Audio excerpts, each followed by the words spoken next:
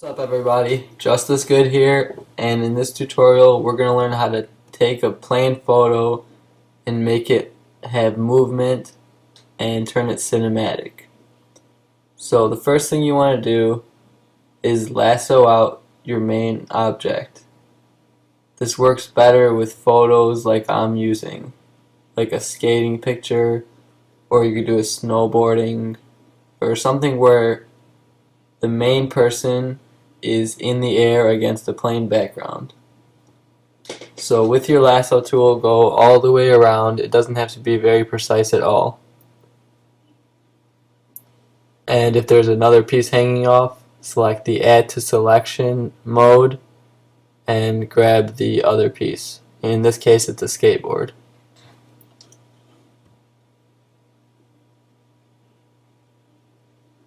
Now click Refine Edge, and this shows you the selection that you've made. You can view it on black and white, on normal. You can view it on all these different modes, but I think it's best to view it on white.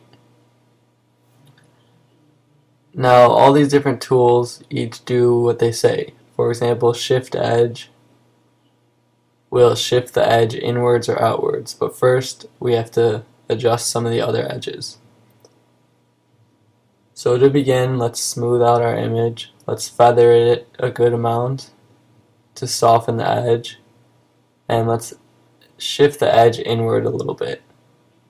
Pull up the contrast a little bit more, and just adjust it until you get a good image. That looks about good for me.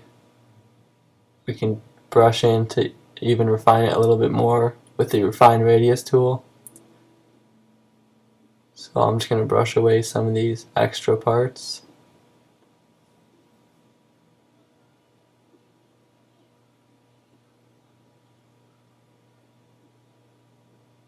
And if you make a mistake at any time, you can always edit, undo. And there you go. You hit OK. It doesn't look different, but it is. So right click Layer via Copy. Now you have the selection on a new layer. Command J and duplicate that a few times. We might not use all these layers, but we're going to use a few.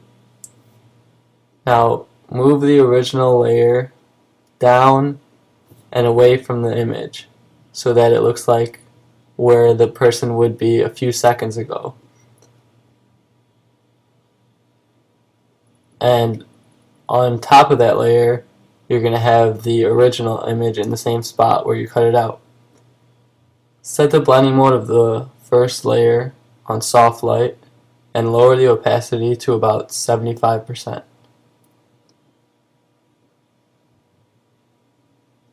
Now you can see these little lines here. Go ahead, grab your eraser on a soft eraser tool and just erase those. We just don't want the other shadow's arm to be clipping through the original image. Now that it's nicely blended, we're going to go to Filter, Blur, Motion Blur, and add a little bit of motion to this trace shadow, if you want to call it. I'm going to use a distance of about 10 pixels and an angle of 13. Now, as you can see where we're going to go with this, you can adjust it to your liking, but we're going to duplicate this again and add another ghost image. So once you get the opacity where you like it, take one of your other layers, bring it under all the other layers, and this time drag it out even further. Now lower the opacity to even lower. I'm going to use 25%. And again, you can see how the arm is clipping through. Put it on soft light, of course, and grab your eraser tool and erase any part that is clipping through the ghost image above it. Just a soft eraser with zero hardness will work best. Erase some of this part here. Now it looks like each layer is on top of the other. And Just like the last one, we're going to go to Filter, Blur, Motion Blur.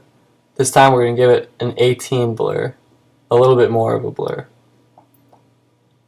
Now that we have a little bit of motion, we're going to adjust the image as a whole. So grab your crop tool, and I'm going to use a pretty wide ratio here, almost like a widescreen shot. It's not technically a widescreen shot, but I'm going to use a wide canvas. Hit enter once you like what you have. And at this point I decided to add some widescreen bars like you see in movies and such. So grab the crop tool, select everything, while holding Alt and Shift, drag the top layer a little bit up. That should move both sides up and give you some room for widescreen bars. So on a new layer, drag it underneath everything, hold your gradient tool until you grab the paint bucket tool, default black, and fill it with black. There go your widescreen bars. And on a new adjustment layer, select color balance. We're going to add some more dramatic colors. Midtones, we're going to drag the blue up a little bit to about plus 30. Cyan to about negative 15. Highlights, we're going to do a little bit of yellow, like negative 20. And a little bit of red. Shadows, a tiny amount of blue, like plus 15 I used. And if you want, a little bit of red. Make sure Preserve Luminosity is on to give it a little more dramatic feel. And we're going to create another new adjustment layer, this time Photo Filter. And I'm going to put it to about 50% density under yellow. And if it's looking too strong, lower it. So in the end, about 30% density. And to finish it off on a new layer, we're going to apply the whole image on one layer. But first, you want to hide the black bars. So hide that layer, and on the new layer, go to Image, Apply Image. Now you have your whole layer on one image. Now while holding Command, click the layer. That should create a selection of it. And under the selection, go to Edit, Transform, Warp. Now you have the option to select fisheye. Select fisheye and drag it to about 20% bend. Fisheye lenses are frequently used in skating style photography, and that's an easy way to replicate that effect in Photoshop. And there you have taken a plain photo and turned it into a cinematic photo with some motion in it. If you enjoyed this tutorial, check out my channel for more and subscribe for future tutorials.